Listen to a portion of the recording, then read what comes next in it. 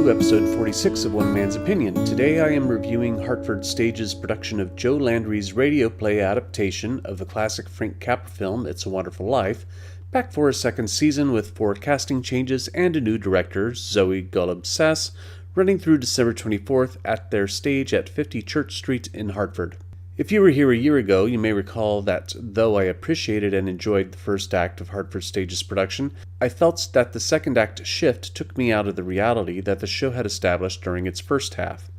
Well, maybe my crusty old heart has softened up a bit, but I think I enjoyed it more this year. I think it sits mostly within the direction of the second act versus the first. The cast felt invested in it more this year. I don't know if it is a matter of recasting or Golub-Sass taking over as director or some combination of both, but the transition from radio play to a more traditionally staged play, starting when George Bailey, played by Godfrey L. Simmons Jr., goes to a bridge to jump off it and commit suicide, felt more acceptable to me as a concept, or at least I was willing to go with it this time. The conceit of the piece is that the audience is attending a live radio performance of the film It's a Wonderful Life.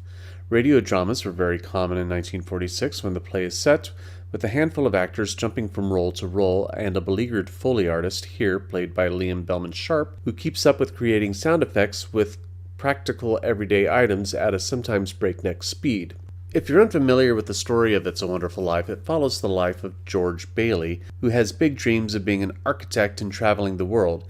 These dreams repeatedly get shot down by fate as he, time and again, has to stay in his small hometown of Bedford Falls, New York, to protect his family's building and loan, and the people in town from the miserly Mr. Potter, played by Price Waldman. When his absent-minded Uncle Billy, also played by Waldman, loses $8,000, George fears the worst and considers ending it all when his guardian angel Clarence Oddbody, played by Evan Zess, shows up to try to save him. The first act is entirely set in the sound studio where the 5 actors and the Foley artist perform their craft presenting the play, sometimes switching back and forth and having conversations with themselves. The actual characters the real actors are playing aren't the characters from It's a Wonderful Life. They are credited as actors who are playing the characters from It's a Wonderful Life. For example, Price Waldman's character name is Freddie Filmore, and Freddie voices Gower the druggist, Mr. Potter, Uncle Billy, George's dad, Peter Bailey, Old Man Collins, and Nick the bartender. It's this concept, I think, that may have changed my mind on which part of Hartford Stage's production I enjoy more. Act 1 ends up feeling a bit lighter than how its film counterpart plays out. The humor becomes a bit more robust as sight and audio gags create additional laughs than what is there in the film It's a Wonderful Life. This style ends up amplifying the comedy.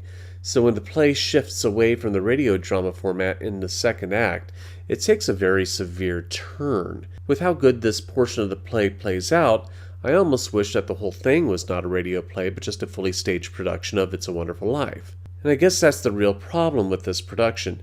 One is going to always feel better than the other, based on whatever connection the audience member is having with it that day. Randomly enough, a year ago I enjoyed the radio concept better than the non-radio drama segment, and this time I felt the opposite. Either way, it's still the same problem. The two elements have trouble reconciling with each other. This doesn't necessarily make the production unenjoyable. I do love the story of It's a Wonderful Life. The 2 veterans of the show, Evan Zess, who plays Harry, Bert, Clarence, Sam Wainwright, Martini, Dr. Campbell, Charlie, and more, and Jennifer Bareilles, who plays Violet, Rose Bailey, Matilda, Ruth, Mrs. Hatch, Mrs. Thompson, Schultz, Zuzu, and Janie, have really come into their own with these characters. Godfrey L. Simmons Jr. is a solid George Bailey. Nicole Shaloub does a good job as George's wife Mary. Price Waldman has an excellent charisma as the show's announcer and does some great vocal work with Potter. I love Stephanie Osin Cohen's scenic design of the radio studio with all the little hidden door elements that create nice little moments that the actors have with each other, and Evan C. Anderson's lighting design coupled with Frederick Kennedy's sound design during the second act is effectively dramatic. Now, I'll be honest, I still miss Michael Wilson's adaptation of A Christmas Carol. It's my favorite Christmas play ever, and I do hope that Hartford Stage brings it back again someday. But It's a Wonderful Life, a live radio play, is growing on me, and I'm glad I came back for a second helping. But I am only one man's opinion, so be sure to leave yours in the comments below. If you're interested in seeing It's a Wonderful Life, I'll leave a link in the description where you can get tickets.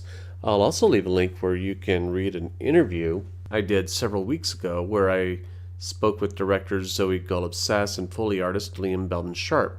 You can support my channel by liking, sharing, and subscribing, and click the notification bell to be alerted to future reviews. My next review will be another Hartford holiday tradition, TheatreWorks Hartford's Christmas on the Rocks. Thank you so much for watching, and I will see you at the theater.